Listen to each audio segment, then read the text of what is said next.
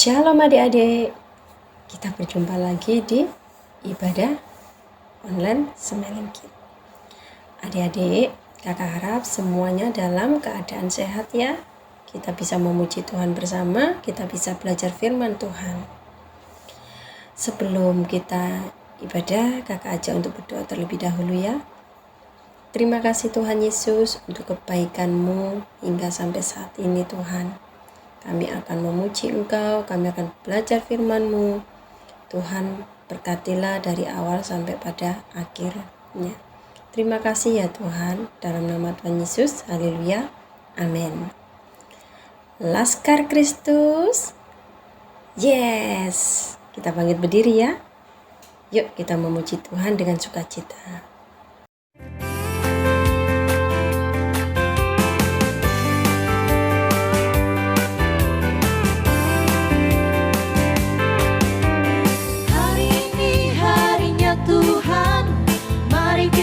Bersukaria, hari ini harinya Tuhan, mari kita bersukaria, bersuka di dalam Tuhan, bersuka di dalam Tuhan. Hari ini harinya Tuhan, mari kita bersukaria. Hari ini harinya Tuhan, mari kita bersukaria, bersuka di dalam Tuhan, bersuka di dalam Tuhan.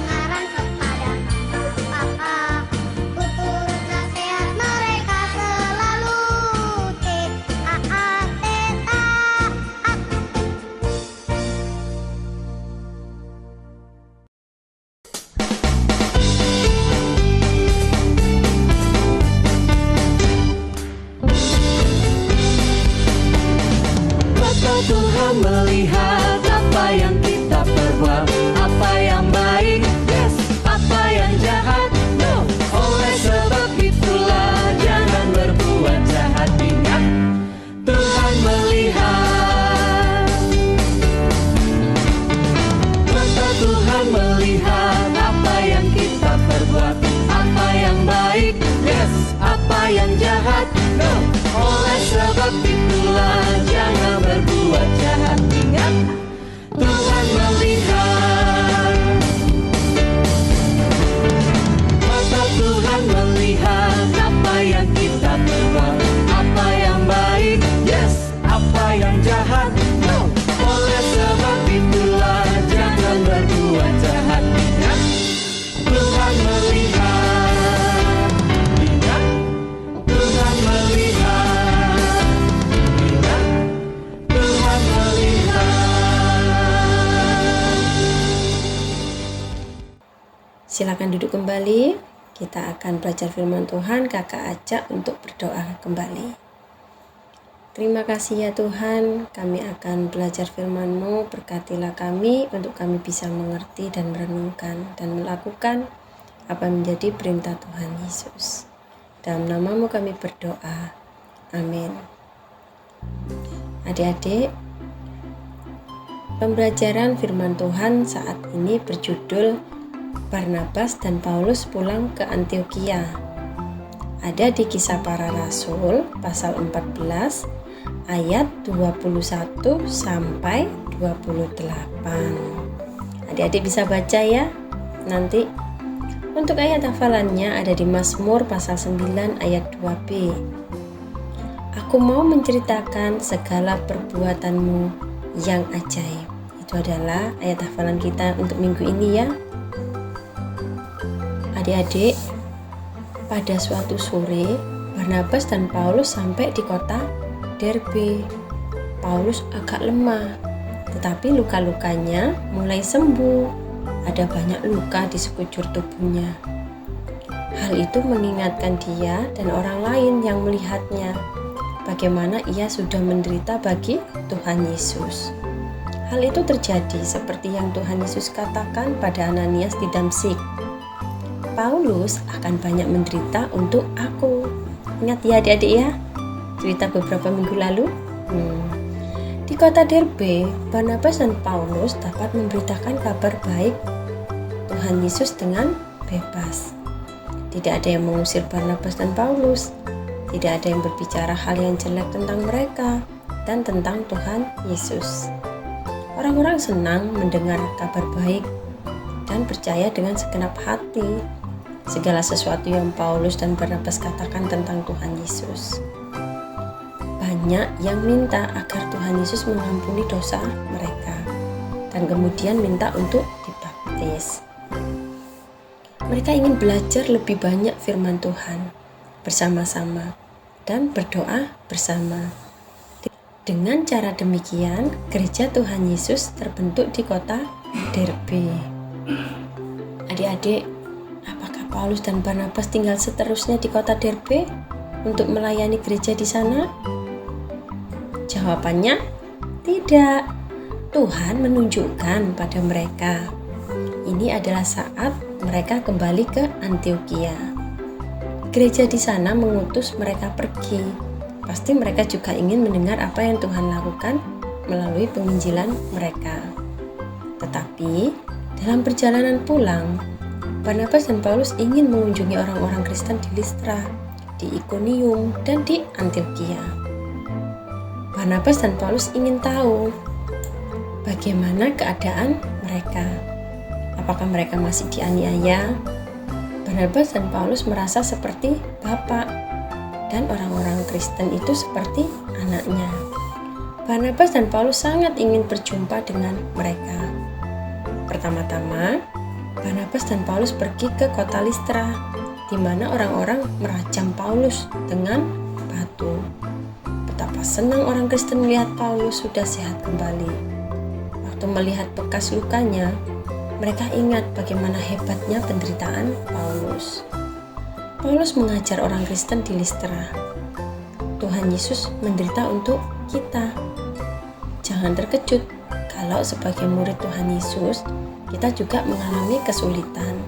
Tuhan Yesus menyertai kita. Ia menguatkan kita, maka kita bisa bersukacita dalam penderitaan. Kemudian, Barnabas dan Paulus berdoa dan berpuasa bersama dengan jemaat. Tuhan menunjukkan siapa yang cocok untuk menjadi pemimpin jemaat yang baik. Kemudian mereka berdoa untuk pemimpin jemaat yang baru dan meminta mereka untuk memelihara gereja Tuhan Yesus di Listra. Mereka meminta jemaat gereja untuk menghormati dan mematuhi pemimpin mereka. Dari Listra, Paulus dan Barnabas berjalan kaki kembali ke Ikonium. Di sana mereka tinggal beberapa lama. Mereka menunjuk pemimpin jemaat gereja di Ikonium, seperti yang telah mereka lakukan di Listra. Dari Ikonium, Paulus dan Barnabas berjalan kaki ke Antiokhia. Jemaat Antiokhia senang bertemu mereka. Jemaat menceritakan bagaimana gereja mereka bertumbuh. Paulus dan Barnabas juga menunjuk pemimpin jemaat mereka dan berdoa untuk mereka. Adik-adik, sekarang tiba saatnya untuk pulang ke Antiokhia. Barnabas dan Paulus menuruni gunung ke kota pelabuhan Perga. Mereka berlayar ke Antiokhia, dari mana dulu mereka diutus. Ada sukacita besar di jemaat Antiokhia saat mereka tiba. Jemaat semuanya ingin mendengar berita mereka. Menurut kalian, berita apa yang akan disampaikan oleh Barnabas dan Paulus? Ayo. Betapa sukarnya perjalanan mereka. Betapa hebat penderitaan mereka, bukan? Mereka menceritakan segala sesuatu yang telah Tuhan Yesus lakukan melalui mereka. Banyak orang Yahudi yang belum pernah mendengar tentang Tuhan Yesus sekarang percaya padanya dan dibaptis. Mereka menceritakan tentang gereja yang baru di Derbe, di Listra, di Ikonium, dan di Antiokhia yang lain. Jemaat di Antiokhia memuji Tuhan atas apa yang telah diperbuat Tuhan. Mereka juga berdoa bagi orang Kristen yang baru dan agar Tuhan menolong masing-masing gereja untuk bertumbuh. Barnabas dan Paulus tinggal agak lama bersama orang Kristen di Antiokhia. Adik-adik, apakah kalian pernah mendengar orang bercerita tentang apa yang Tuhan perbuat bagi mereka? Apakah ibu dan ayah atau kakek dan nenek kalian pernah bercerita kepada kalian? Senangkah kalian mendengar orang bercerita tentang apa yang Tuhan perbuat bagi mereka? Pasti senang ya. Adik-adik, menceritakan tentang perbuatan Tuhan pada orang lain sangat menyenangkan hati Tuhan. Tuhan ingin supaya kita menceritakan perbuatannya yang ajaib. Karena itu, sebagai orang percaya, kita harus gemar menceritakan perbuatan Tuhan pada orang lain, khususnya perbuatan yang Tuhan lakukan bagi kita secara pribadi. Kita bisa bercerita bagaimana Tuhan menyembuhkan kita saat kita sakit, memberikan penghiburan saat kita sedih, dan yang terpenting bagaimana Tuhan Yesus sudah mati untuk menyelamatkan kita. Cerita tentang perbuatan Tuhan dapat menumbuhkan dan menguatkan iman percaya orang yang mendengarnya. Mereka yang tadinya putus harapan karena merasa tidak ada jalan keluar dapat menerima pengharapan yang baru setelah mendengar bagaimana Tuhan telah menolong orang lain. Karena itu adik-adik, jangan malu ya untuk menceritakan tentang Tuhan dan perbuatannya yang ajaib. Yuk, kita terus semangat ya, sukacita menceritakan tentang perbuatan Tuhan. Kakak aja adik-adik untuk berdoa. Terima kasih Tuhan untuk firman-Mu saat ini. Berikan kami roh keberanian Tuhan untuk bisa bercerita tentang perbuatan-Mu yang ajaib, cinta kasih-Mu yang menyelamatkan kami. Engkaulah juru selamat kami Tuhan. Terima kasih. Haleluya. Amin.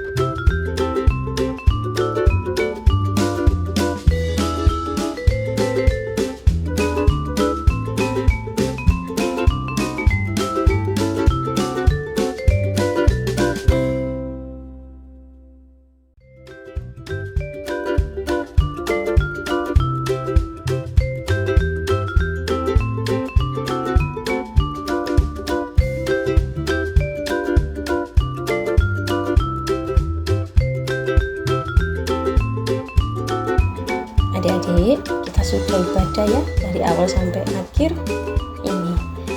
Sebelum kita mengakhirinya, kita berdoa lagi ya. Terima kasih ya Tuhan. Tuhan sudah memberkati kami, menolong kami untuk memuji Tuhan, untuk belajar firman-Mu. Kami berdoa ya Bapa, berkatilah orang tua kami, berkatilah kakak adik kami, berkatilah studi kami, berikan kami hikmat, kepandaian yang daripada-Mu. Berkatilah gereja kami Tuhan, untuk menjadi tempat kami bertumbuh di dalam Engkau. Berkatilah bangsa Indonesia, kiranya damai-Mu, keselamatan-Mu Tuhan, melimpah di negeri kami.